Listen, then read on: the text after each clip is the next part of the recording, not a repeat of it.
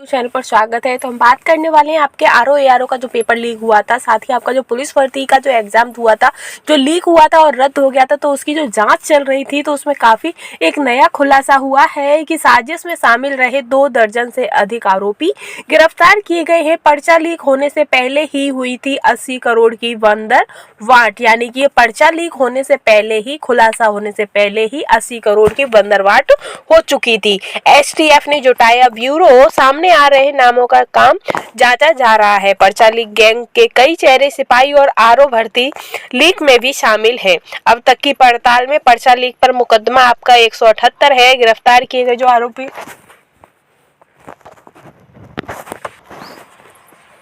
तो फ्रेंड्स, जो इसकी आपकी जो सिपाही भर्ती और समीक्षा अधिकारी परीक्षा में जो पेपर और पर्चा लीक हुआ था, तो उसी में कुछ समय से ही बड़ी रकम की बंदरवाट कर ली गई थी, यानी कि 70 करोड़ सिपाही भर्ती परीक्षा, करीब 10 करोड़ आरओ एआरओ की भर्ती परीक्षा पर्चा लीक कराने के नाम पर वसूले गए थे। यानी कि जो आपकी पुलिस की भर्ती थी, उस पर 70 करोड़ रुपए वसूले गए थे और आरओ एआरओ के लिए 10 करोड़ रुपए वसूले गए थे। एसटीएफ का दावा है कि आरोपी राजीव नयन मिश्र, शुभम मंडल के अलावा कई और चेहरे ऐसे हैं जिनकी दोनों परीक्षाओं का पर्चा लीक से पहले अभ्यर्थियों तक पहुंचने में अहम भूमिका रही है।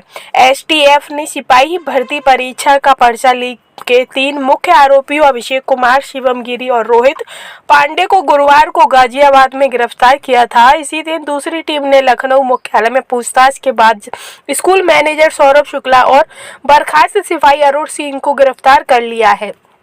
दूसरे दिन सिपाही भर्ती परीक्षा में गिरोह के एक और अहम सदस्य डॉक्टर शुभम मंडल को पकड़ा गया।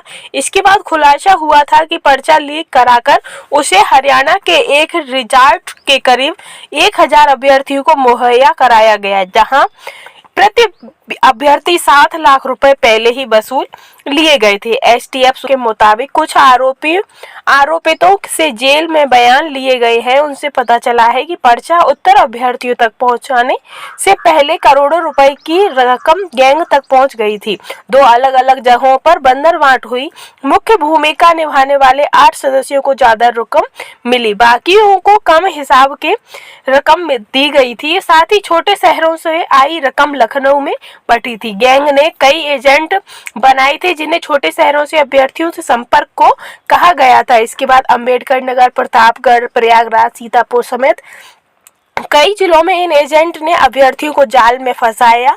इनसे 7 से 10 लाख रुपए तक वसूले गए थे।